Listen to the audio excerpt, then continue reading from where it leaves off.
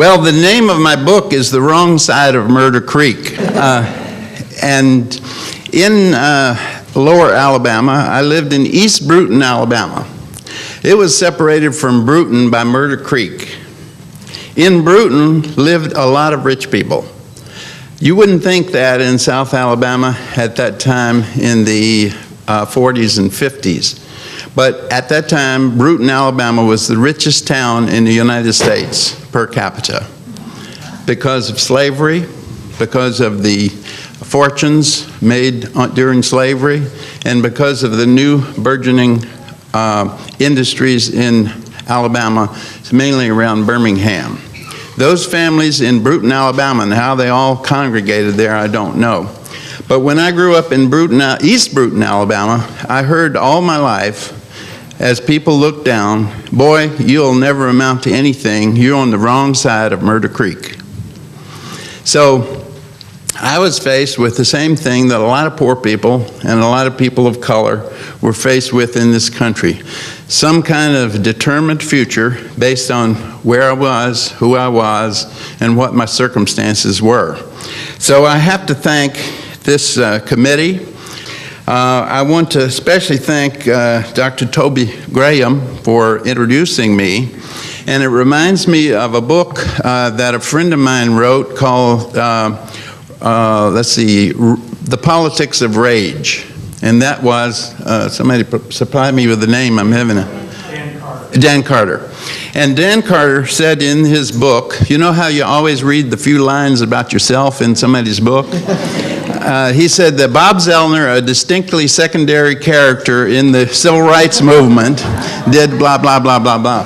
Well, now that I have the Lillian Smith Award, Dan, in the next edition, would you change that?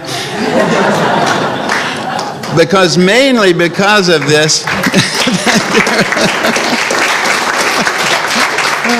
so when I started out at Huntington College in Montgomery, Alabama, and I told our professor that I wanted to study the race situation in Montgomery, he said, that won't be necessary. I know the assignment is to study the racial problem, but you're supposed to go to the library and read in the library.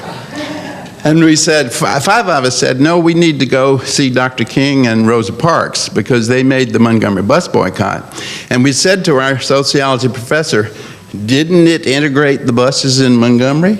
And he said, yeah, but you can't go there because you'll be arrested. Now, as young sociologists, our interest was piqued.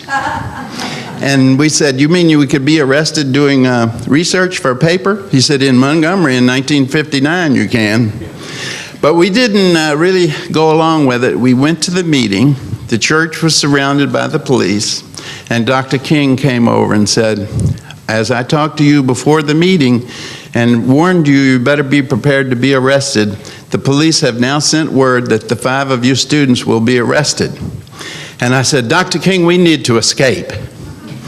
And Dr. King, in that time, that was before he was St. Martin Luther King. He was just a little preacher in Alabama with a great deal of courage. And he said, well, I'm afraid you're going to be arrested. And I said, well, what we really mean is we need to try to escape.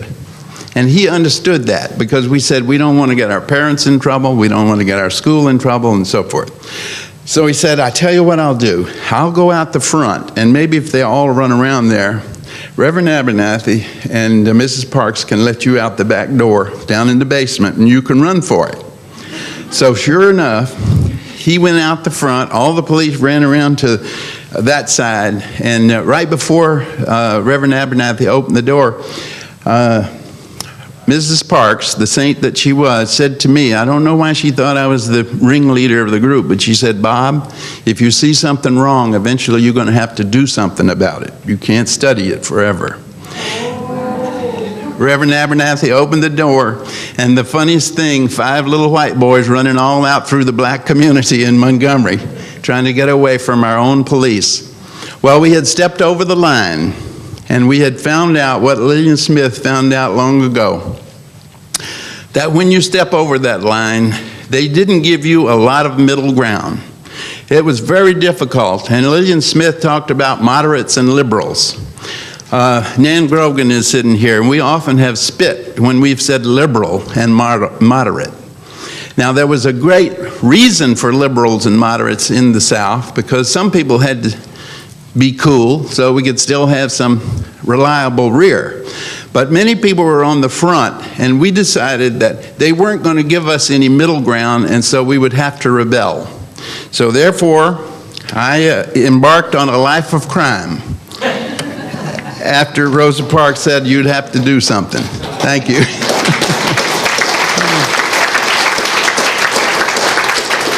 During that time, I was arrested 18 times in 5 or 6 southern states and some northern states. I was charged with everything from loitering and vagrancy to criminal anarchy. In Louisiana, when Chuck McDew and I were arrested, they said we did with force of arms attempt to overthrow the government of East Baton Rouge Parish. The government of the state of Louisiana and the United States of America. Later on in Danville, Virginia, we were charged with the John Brown statute, the same law that John Brown was hanged for. We were charged by the state of Virginia to agitating and leading the black population into acts of war and violence against the white population. Now, these are things that you can get into when you believe Rosa Parks, someone as quiet as she is, when you follow someone like Martin Luther King, a man who never amassed any wealth, who gave his entire life to this movement, that things could be better. Now, none of us realized, I think, at that time, that what we were doing, we had no idea of how important it was to our country and to the world. We knew it was important to us. Many of us had come up in the church. My father was a Ku Klux Klan member. My grandfather was a Ku Klux Klan member. My father and mother were both graduates of Bob Jones College, which became Bob Jones University. I'm named after Bob Jones. Bob Jones conducted the wedding ceremony for my mother and father. And I can talk about Bob Jones College today because there's so many gray heads in the audience who know about Bob Jones.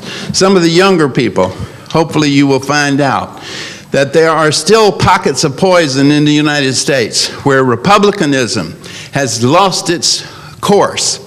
We have a situation now where health care is discussed in a manner not for what is good for the people, but if we can destroy this black president on this issue, we'll have him and he'll never amount to anything. We don't care about the people.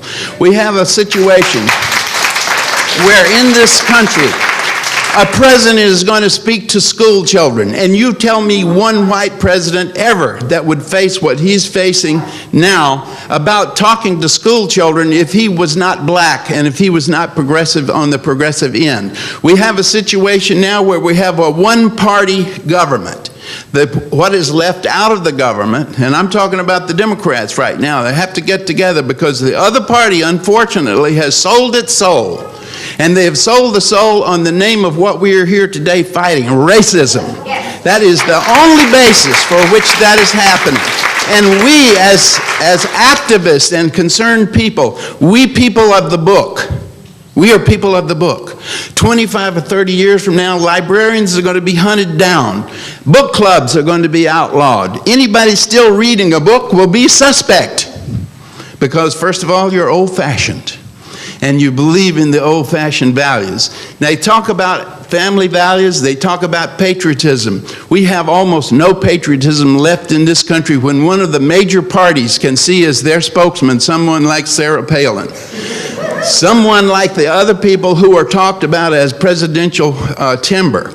We have a situation in this country where the other party really has to be redeveloped. It has to be rebuilt.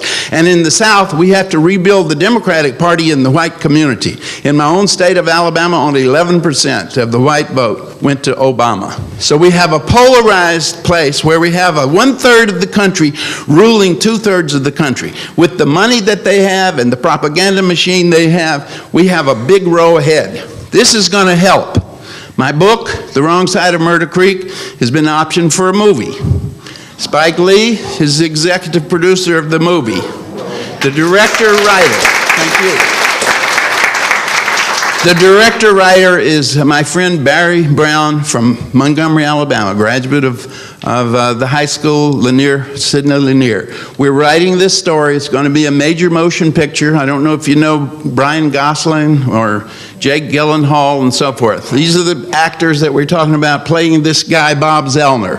I don't see it as Bob Zellner anymore. It's the character. So keep an eye on the movie. We've got to get the message out, especially the young people, because they don't know the history. Lillian Smith is a great, great part of that history. Thank you for carrying it on. Thank you.